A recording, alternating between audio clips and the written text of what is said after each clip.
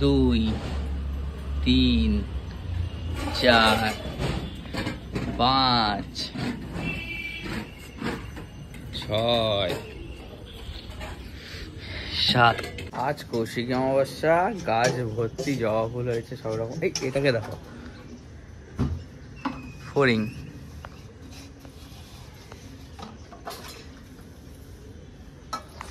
আজ কৌশিকী অমাবস্যা, গাছ ভর্তি ফুল হয়েছে। আর উঠে গেছি অনেকক্ষণ, 8টা মতো এখন বাজে। যাচ্ছি হচ্ছে দোকানে। আর ঘুম ছাড়ছিল না, কোনো মতে ঘুমটাকে ছাড়লাম। এদিকে রান্নার কাকিমা বসে গেছে, রান্না বান্না চালু হয়ে গেছে। রিম্পাকেও উঠেছে একটু। এরে কী করছিস? সকাল সকাল সকাল উঠে হোয়াটসঅ্যাপে রিপ্লাই স্টার্ট।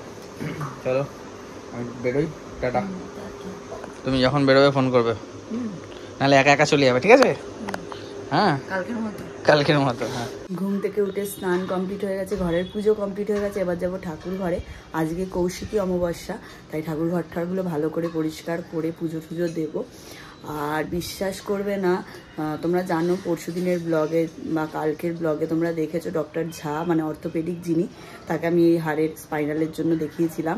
তো তিনি 3-4 রকমের মেডিসিন দিয়েছে। উনি বলেইছিল যে কিসব মানে একটু ওই কি নার্ভের ভিটামিনের মেডিসিন দিয়েছে। তখনই আমি বুঝেছিলাম নার্ভের টাইপের মেডিসিন মানে কতটা ড্রাউজিনেস থাকবে। কালকে আমি সেই 11টা থেকে ঘুমাচ্ছি, রাত্রেও উঠিনি সেইভাবে। আজকে এখন 11:30 বাজে, এখন উঠেছি। উঠে স্নান টান করলাম, মানে এত ঘুম পাচ্ছে, চোখ খুলেই রাখতে পারছি না, এত ঘুম পাচ্ছে। মানে পুরো একদম পুরো ঢুলছি ঘুমে এরকম, মানে যখনই সব ঘুমিয়ে পড়বে এরকম একটা ব্যাপার। দেখি 2-3 দিন এরকম যদি চলতে থাকে, হয়তো অনেক সময় হয় প্রথম 2-3 দিন ওষুধটা শ্যুট করার জন্য হয়, তারপর ঠিক হয়ে যায়। তো 2-3 দিন দেখি, যদি না এরকমই থাকে তো ডাক্তারকে জানাতে হবে, ডক্টরকে যে এই ওষুধটা চেঞ্জ করে দেওয়ার জন্য। কারণ আমরা কাজের মানুষ, আমাদের কাজের মানুষদের যদি এরকম ওষুধ চলে তাহলে তো চাপ না।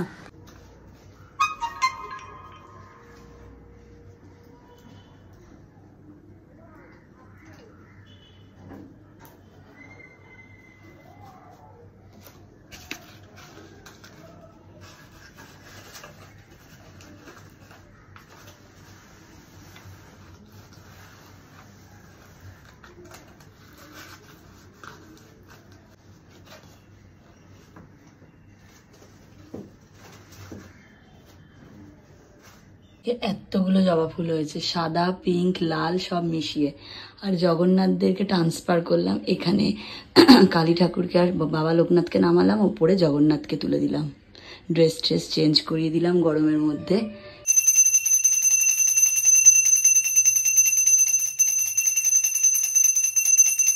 রেডি হয়ে গেছি একেবারে, পুজো টুজো কমপ্লিট করে। আমি 1 সপ্তাহ পুজো দিতে যাইনি, মাম্মামি পুজো দিচ্ছিল। আজ আমি 1 সপ্তাহ বাদে ঠাকুর ঘরে ঢুকলাম, ঢুকে ক্লিনিং করলাম, ঠাকুরদের জামা কাপড় চেঞ্জ করালাম, করিয়ে এই এলাম। এসে এবার কুটিরার আমার জন্য ছাতু বানাবো। ও তো 7:30-8টায় দোকান চলে গেছে, 8:30টায় দোকান গেছে।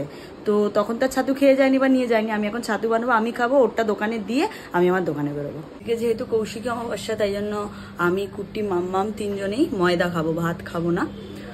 ওই জন্য কাকিমা আলুর তরকারি আর লুচি করে দিয়ে গেছে। আর ঘুমাবি? আরে আমি ওষুধটা নিয়ে ডাক্তারের সাথে আমার 2-3 দিন ধরে কথা বলতে হবে। এখনো শুধু আমি ঘুমিয়ে পড়বো, আমি মনের জোরে পুরো কাজ করছি। একটা ফুল ড্রাউজিং, মানে আমাকে কেউ যদি ধাক্কা মারে না আমি পড়ে যাবো, বুঝতে পারছিস? একটু ছাতু দে, খেয়ে যাই। আমার অবস্থা খুব কাহিল, ধরো সেই লেভেলের। আজকে রোদ্দুর গরম, ভালো লাগছে না। এলাম, এসেই আমি এসি চালিয়ে দিয়েছি। এখন এসছি, এখন অনেকটা বেলা হয়ে যায়, 1টা মতো বাজে। রিম্পাকে ছাড়বো, ছেড়ে আবার ফিরবো দোকানে। আজকে সেই লেভেলের রোদ উঠেছে। আর কুর্তি সানগ্লাসটা আমার দোকানে ফেলে এসছে, ও না তাকাতে পারছে না, ও সানগ্লাস ছাড়া গাড়ি চালাতে পারে না। মেন কথা খুব কম হচ্ছে তো এখন হিসাব মতো, তাই জন্য রোদ্দুরের জন্য চোখ পুরো বন্ধ হয়ে যাচ্ছে। আর আজকে তো কৌশিকী অমাবস্যা, আমি দুপুরের দিকে একবার বেরোবো, বেরিয়ে ঠাকুরের শাড়ি কিনবো, মানে কালী ঠাকুরের। তার আমার শাড়ি কিনবো, আমার দোকানের পাশে যে পুজোটা হয় ওখানের একটা শাড়ি কিনবো। আর আমি যেখানে শাড়ি দিই, মাকে দেখাই একটা ওই পোলটার পাশে, তোমরা তো দেখোই কালী ঠাকুরের, যেখানে ওইখানে শাড়ি, মিষ্টি, ফল টল কিনবো। সন্ধ্যাবেলা পুজো দিতে আসবো।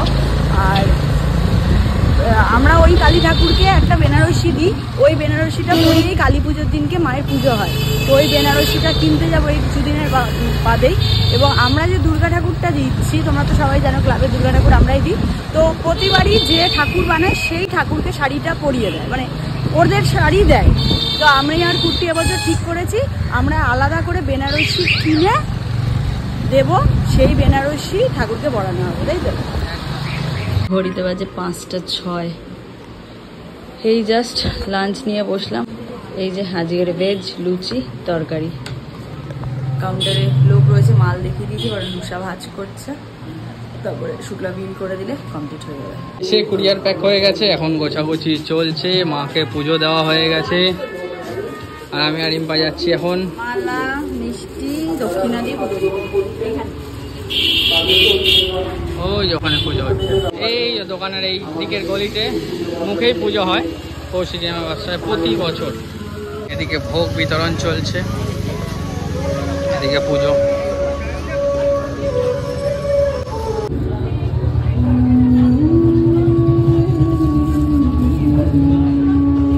জয় মা। আমরা কাকু এসে রিম্পারা আবার একটা প্যাকেট ধরিয়ে দিয়েছে। দাদা, এই দাদা, এর পেছনে দাদা।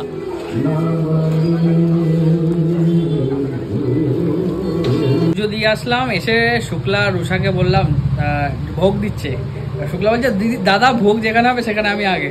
দাদা দুটো শুক্লা আর রুষাকে যখন ভোগ আনতে আমরা এখন ব্যাপারটা হচ্ছে এইখানে যে পুজোটা হয় সেই কমিটির যে দাদাগুলো আছেন আমাদেরকে খুব ভালোবাসে এবং হ্যাঁ। খুব মানে কি বলবো সম্মান করে আমাদের। তো সেই জায়গায় আমরা গেছি, আমাদের তো আমাদের একটা দিয়েছে, ওই দোকানে যারা আছে ওদেরকে পাঠিও, সেটা কালকেও এসে দোকানে বলে গেছে সন্ধ্যেবেলা ভোগ পুজো থাকবে সব বলে গেছে। তো এখন ওরা দিন গেছে ভোগ আনতে। ভোগ বলতে পোলাও আলুর দম, আগের বছর খিচুড়ি ছিল, পোলাও আলুর দম হচ্ছে।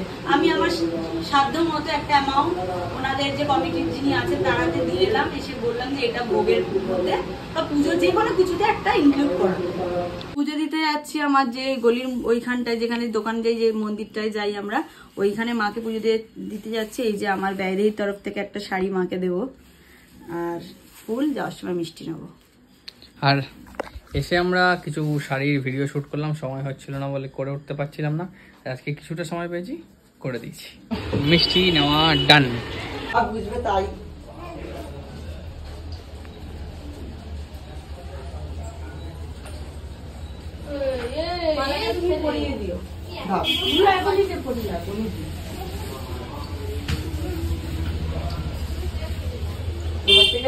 মালা পড়তে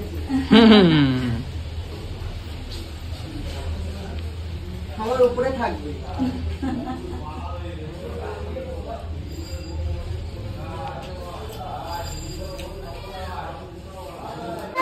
হয়ে গেছে। হ্যাঁ, পুজো যতক্ষণ না দেওয়া হচ্ছিল ততক্ষণ আমি মানে চালের কিছু মুখে দিচ্ছিলাম না। আমি এটাই বলেছিলাম ঠাকুরকে যে যত পুজো দিয়ে দেবো তারপর যা ইচ্ছা খাবো। এই পুজো দিয়ে আসার পর মুড়ি, একটু ঝুড়ি বাজার, একটু গরম চা নিয়ে বসলাম। চা মাম্মাম করে দিয়েছে। আজকে বাইরের দোকানেও চা খেতে পারিনি, কারণ সব জায়গাতেই ঠেকাঠেকি থাকে, ডিম টোস্ট ফিম টোস্ট হয় যেহেতু, ওই চা খাইনি। বাড়িতে এসে একবারে চা খাচ্ছি। হাফ শুট কমপ্লিট হয়েছে, এই জায়গাটা ক্লিয়ারও করিনি এখনো। এই শাড়িগুলোর সব শুট বাকি আছে, এখানে তো এখনো প্রচুর শাড়ির শুট বাকি, একটু একটু করে করতে হবে। জাস্ট দোকান থেকে ফিরলাম, আবার রেডি হচ্ছে, শুট করবে এখন। এটা পোলাও আলুর দাম, কি পোলাও কি নাম বুঝলি? পোলোয়া। পোলাও পোলাও আর আলুর দমটা খুলে রেখেছি যাতে নষ্ট না আছে। তো তুমি যে রিক্সা কাকুর সাথে দোকানে যাও, সমীর কাকু, ওই কাকু পোলাওকে পোলোয়া বলে। আমার সেই তখন থেকে হঠাৎ করে মনে পড়েছে। একটা আমি বাংলা সিনেমাও দেখেছিলাম, সহজ পাঠ, ওখানে দুটো বাচ্চা ছিল, ছোট বাচ্চাটাও পলুয়া বলতো, মানে বলেছিল পোলাওকে, পলুয়া না পোলাও কি একটা নাম বলেছিল, যাই হোক পোলোয়া। হ্যাঁ কাকু পলুয়া বলে। হ্যাঁ পোলোয়া পোলোয়া, ওই জন্য আমি বললাম পোলোয়া আলু। গরম করতে পারবো না বলে ওখানে খুলে রেখেছি নষ্ট না হয় যাতে। চলো আজ পরপর শাড়ি শুট হচ্ছে। আমি একটু আগে যে শাড়ি শুট গুলো করেছি ভিডিও গেছে 90% stock out, 90% stock out. Charge থেকে ফোনটা এবার খুললাম, এবার ঠিক করে দেখাতে পারছি। ফোনে নেই চার্জ, ওই সেই ব্যাপার। শাড়িটাও গুড ট্যাগ করে দাঁড়া, লাইটটা জ্বালাও, ট্যাগ করে লাইটটা জ্বালাবো। ট্যাগ করে লাইট জ্বালাবে? হ্যাঁ। আহা দেখ কালার চেঞ্জ। তুই যে ভিডিও করবি পাশে পলোয়া রেখে, সবাই দেখতে হবে তো পলোয়া। ওগুলো সরাচ্ছি। বাড়ি ফিরে নিচের কাজকর্ম সেরে শাড়ির ভিডিও শুট করে এখন করব ডিনার। আর বলে না, যদি মন থেকে কিছু চাও হবে না, এরকম তো নয়। আমাদের কাছে আলুর দম ছিল এই যে এইটুকু, আর পোলাও ছিল এই একটা কন্টেনার তোমার, যেটা নিয়ে এসেছিলাম। তারপরে দেখো কত কি ভোগ এলো।